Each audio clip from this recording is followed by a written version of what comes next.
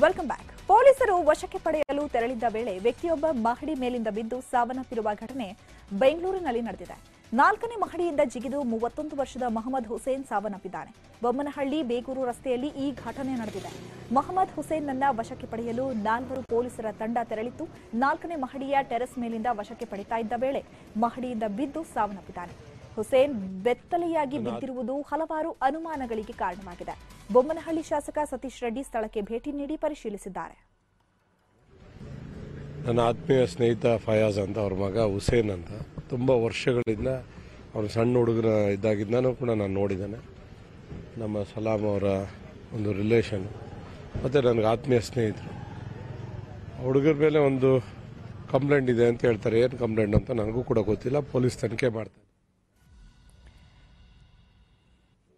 ಕೊಂಬಾರನಿಗೆ ವರುಷ, ದೊಣ್ಣೆಗೆ ನಿಮಿಷ ಅನ್ನೋ ಹಾಗೆ ರೈತರು ಬೆಳೆದಿದ್ದ ಬೆಳೆಗಳನ್ನ ನಿನ್ನೆ ರಾತ್ರಿ ಸುರಿದ ಬಿರುಗಾಳಿ ಸಹಿತ ಆಲಿಕಲ್ಲು ಮಳೆ ಬಲಿ ಪಡ್ಕೊಂಡಿದೆ. 16 ಎಕರೆಯಲ್ಲಿ ಹೂವು ಕಾಯಿಯಿಂದ ಕಂಗೊಳಿಸುತ್ತಿದ್ದ ಬೀನ್ಸ್ ಬೆಳೆ ನೆಲಕಚ್ಚಿದೆ. ಈ ಬಗ್ಗೆ ಒಂದು ವರದಿ ಇಲ್ಲಿದೆ ನೋಡಿ.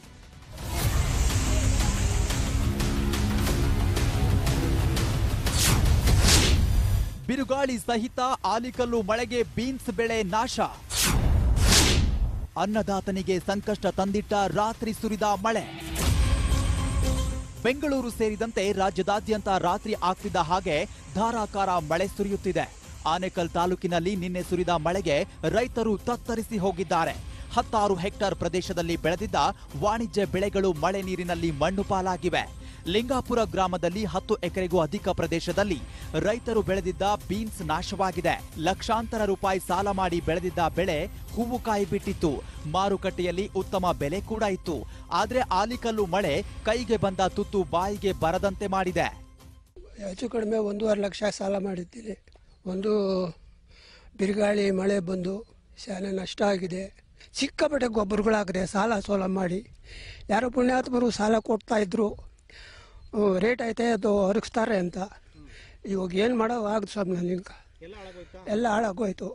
ಅಕಾಲಿಕ ಆಲಿಕಲ್ಲು ಮಳೆ ರೈತರ ಭವಿಷ್ಯಕ್ಕೆ ಕೊಡಲಿ ಪೆಟ್ಟು ಕೊಟ್ಟಿದೆ. ಕಳೆದ 3-4 ದಿನಗಳಿಂದ ರಾತ್ರಿ ವೇಳೆ ಮಳೆ ರುದ್ರನರ್ತನ ಮಾಡುತ್ತಿದೆ. ಅಧಿಕಾರಿಗಳು ರೈತರಿಗೆ ಆತ್ಮಸ್ಥೈರ್ಯ ತುಂಬಬೇಕಿದೆ. ಸರ್ಕಾರದ ಯೋಜನೆಗಳ ಬಗ್ಗೆ ತಿಳಿಸಿ ಸೂಕ್ತ ಪರಿಹಾರ ಕೊಡಿಸುವ ಮೂಲಕ ರೈತರಿಗೆ ಸ್ಪಂದಿಸಬೇಕಿದೆ ಎಂದು ಸ್ಥಳೀಯರು ಒತ್ತಾಯಿಸಿದ್ದಾರೆ.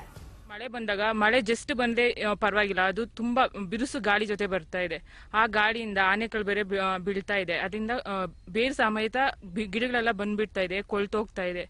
ಅನೇಕರು ತುಂಬಾ ನಷ್ಟ ಅನುಭವಿಸ್ತಾ ಇದ್ದಾರೆ. ಇದಕ್ಕೋಸ್ಕರ ಅಧಿಕಾರಿಗಳು ಸ್ಥಳಕ್ಕೆ ಬಂದ್ಬಿಟ್ಟು ರೈತರಿಗೆ ಫಸ್ಟ್ ಧೈರ್ಯ ತುಂಬಬೇಕು. ನಮ್ಮ ಸರ್ಕಾರ ಇದೆ, ಈ ತರ ಪರಿಹಾರ ನಾವು ಕೊಡ್ತೀವಿ ಅನ್ನೋ ಅಧಿಕಾರಿಗಳು ಬರಬೇಕು. ಒಂದು ವೀಕಿಂದ ಯಾವ ಅಧಿಕಾರಿಗಳು ಈ ಕಡೆ ತಲೆ ಆಗ್ತಾ ಇಲ್ಲ. ರೈತರಿಗೆ ವರದಾನ ಆಗಬೇಕಾಗಿದ್ದ ಮಳೆ ರೈತರ ಪಾಲಿಗೆ ಮರಣ ಶಾಸನ ಬರೆಯುತ್ತಿದೆ. ಮಳೆ ಆರ್ಭಟ ಇನ್ನಷ್ಟು ದಿನ ಮುಂದುವರೆದ್ರೆ ರೈತರ ಸ್ಥಿತಿ ಮತ್ತಷ್ಟು ವಿಕೋಪಕ್ಕೆ ಹೋಗುವ ಸಾಧ್ಯತೆ ಇದೆ. ಸರ್ಕಾರ ಅನ್ನದಾತರ ನೆರವಿಗೆ ನಿಲ್ಲದಿದ್ರೆ ಬೆಂಗಳೂರು ಮಾರುಕಟ್ಟೆಗೆ ಬಿಸಿ ಮುಟ್ಟಿಸುವ ಸಾಧ್ಯತೆ ಹೆಚ್ಚಾಗಿದೆ.